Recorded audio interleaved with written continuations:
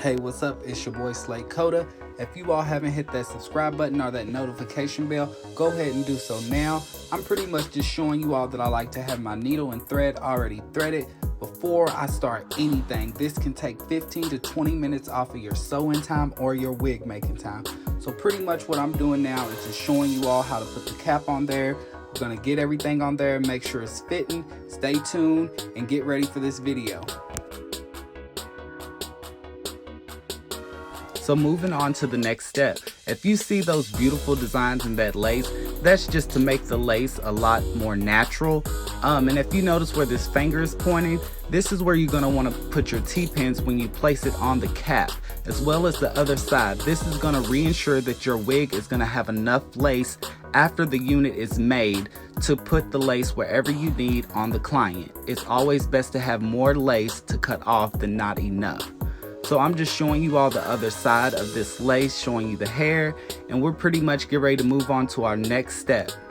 So if you get into this lace, you'll notice that the hair is sprouting out of that lace already, looking very natural.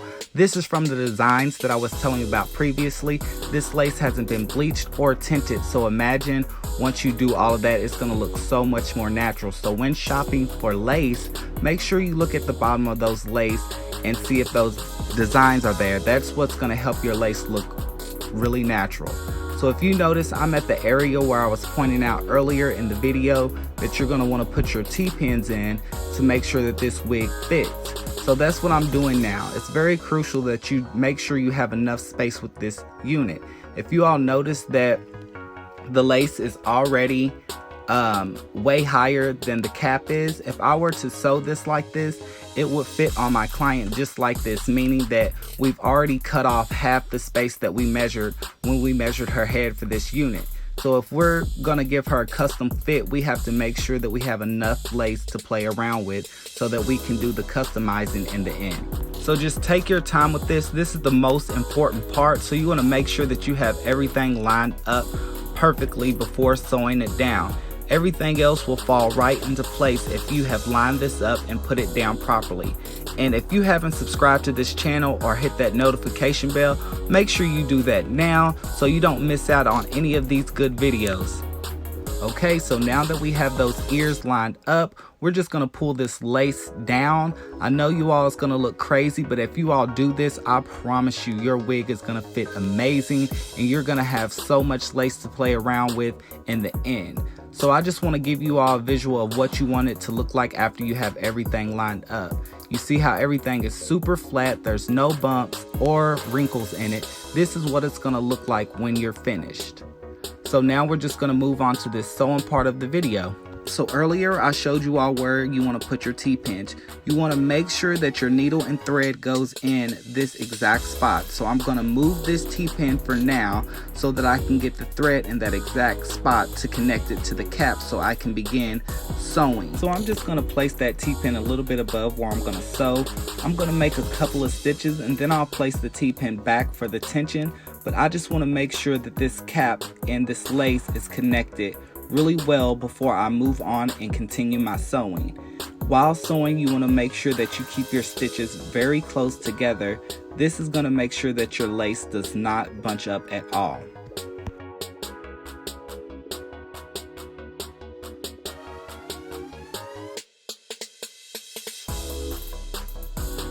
So once you've done about 2 or 3 stitches, you can go ahead and put that T-pin back in its original spot. That's just going to reassure the tension, and you can just go ahead and continue to go up the head. I'm going to do a few more stitches that you all can see, and then after that we'll move on to the next step.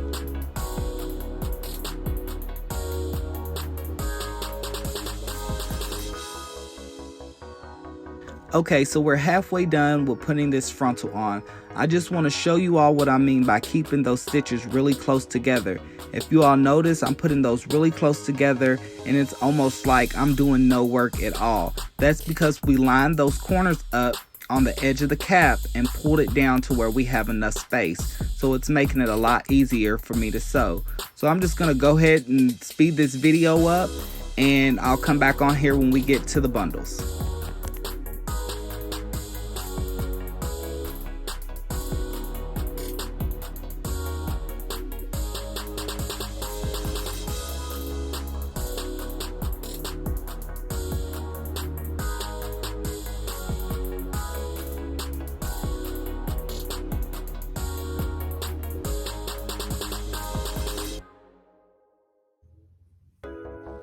Okay, so moving on to the fun part. Basically what I've done is taken one bundle and folded it over to make 2 tracks. Then I'm going to take the needle and thread and put it right into the lace, and I'm going to connect the bundle by putting a hole in that corner that I folded and connecting it and pulling it all the way down to that lace. I'm going to give it about 2 to 3 good stitches so that we can make sure that that corner piece is super flat. We do not want any bumping if the client was to wear her hair completely straight or a slick back ponytail. So what we're going to do is just double that 2 times or 3 just to make sure that that is super flat. You don't want to see any bumps once you have connected that first piece.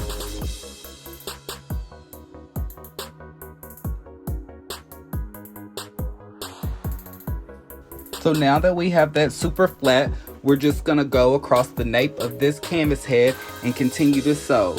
When we get to the flip over method, I will show you all a great technique that will help you keep this super flat and have no bulging from the track.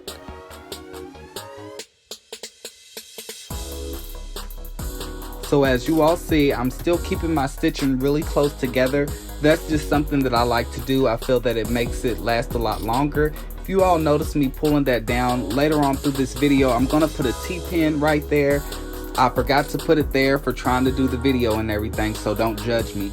But yes, later on I will put that T-pin there to keep that cap from coming up.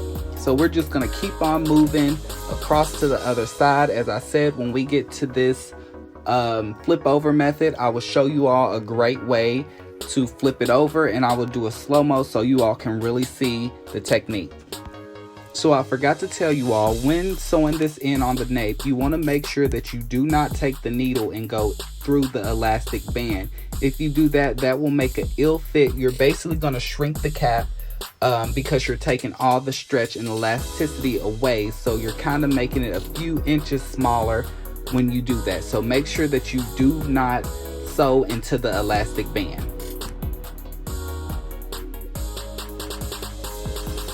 So now we're getting closer to the flip over method. Basically what I'm doing is taking one track and I am sewing that single track all the way to the lace. Once I get ready to flip it over, I will squeeze the part that I want to lay on the lace and sew through that track to make sure that it's tight. And as I said, I will do 2 to 3 stitches, making sure that this is extremely flat. So here goes the slow-mo of how we're gonna do this. So I'm picking up that bottom track, if you all notice, and then I'm gonna squeeze it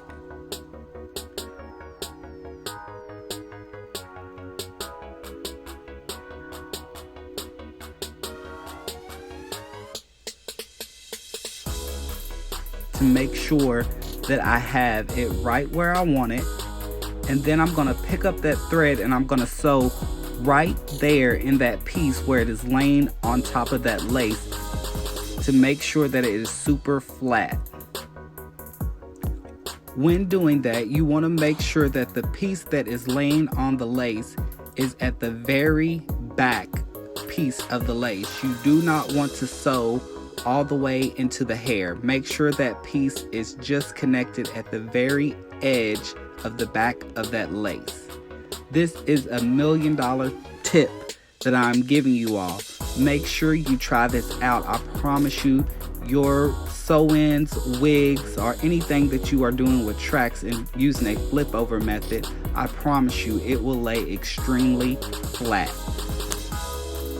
And you all can thank me later. I promise you, this right here will make everything so much flatter. You will not believe it. So we're just going to continue to put that stitch in there, make sure it's really tight, and then we're just going to move on to the other side. And if you all notice, that piece is already laying super flat. So if you all can see, there's 2 tracks right now that I have hanging. Once I get to that next track, I'll fold it and I'll continue to sew like that piece wasn't even there, and I promise you all, it will lay extremely flat. Try it out.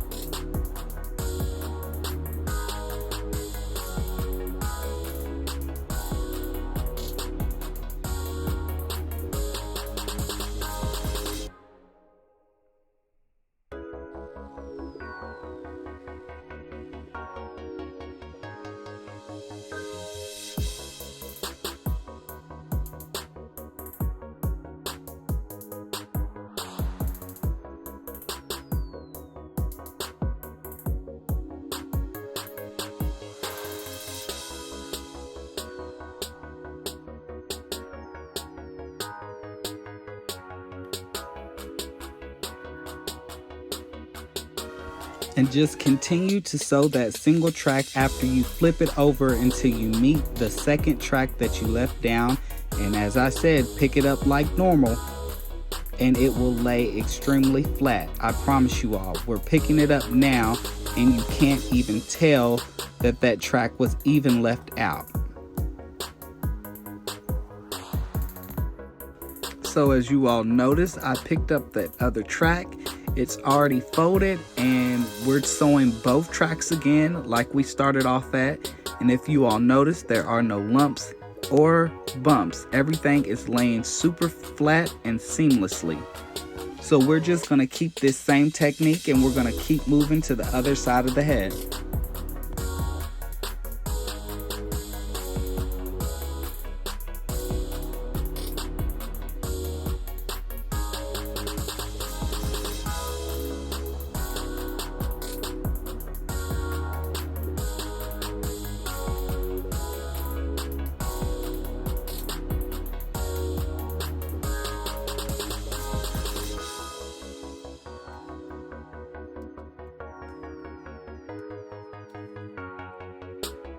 So we're getting to the other side. You just want to repeat that same fold over method that I showed you previously.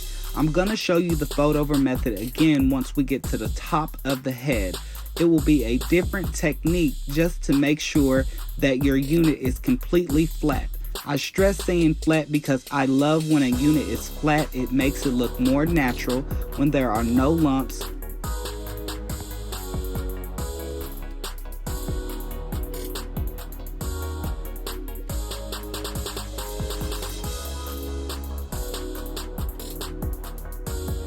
So we're on to the second bundle now. We're pretty much going to do the same thing we did with that first bundle, which is fold it over and make it into two tracks, and then we're going to work our way back and forth across this head using the same fold over technique that I showed you in the previous clip. Once we get to the very top of the head, I'll show you the new fold over method that you'll want to use to make sure that you have the flattest result possible. Stay tuned, and if you haven't subscribed to this channel or turned that notification bell on, make sure you're not missing any of this good advice. Again, this is your boy Slay Coda. Stay tuned.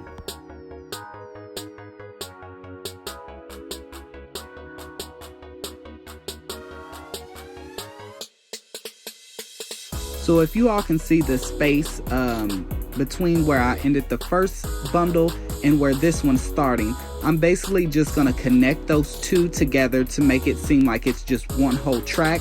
And then I'm going to move a little bit above where there's not a lot of space at all, barely any.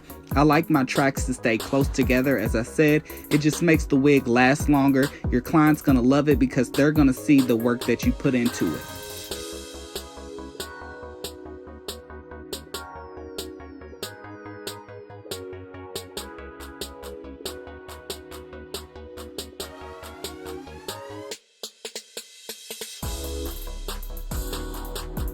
So I'm just going to show you all this fold over method one more time. I think this way you can see it a little bit better. There's the two tracks that I'm talking about. So you sew that bottom one down really well, then you flip it over at the end of that closure. See how I'm at the very tip of that closure? Then you just want to go through and reassure that that piece is locked down before you move on. You do not want that to slide or move anywhere. Pick up that next track and continue to do the same things that I've been telling you. We're on the third bundle. What I did differently with this bundle is I did not fold it over to make that bundle into two tracks. I kept the bundle at its original state and I'm going to sew it down as a single track now. We do not want to double it up because we do not want it to be thicker in the back. We want everything to lay flat where the density is the same all over. So I'm pretty much just going to connect this piece to the end of the frontal, and then we're just going to sew like we've been doing regularly. Okay, so we've made it to the top. We're on our last track. We're going to keep stitching very close together like I told you all. Make sure that those tracks are close together. This is just going to make the life of the unit last a lot longer. Your clients will love you for it. If you have clients that buy units online that are already made by machine, you keeping your stitches together, your client will never know the difference between that unit and your unit. So again, this is your boy Slay Coda. If you like what you're seeing, just subscribe to this channel, hit that notification bell, let your friends know about me. I'm giving out free information that is gonna change the game for you all. If you are struggling making these wigs fit or getting those lumps and knots out of these wigs, I promise you, if you do this step by step, you will not regret it. This is what your unit should look like once it's completed. You can put this on your client, bleach the knots, tint it, make it look as natural as possible, and your client will love it. Again, this is your boy Slay Coda. Choose your slay another day.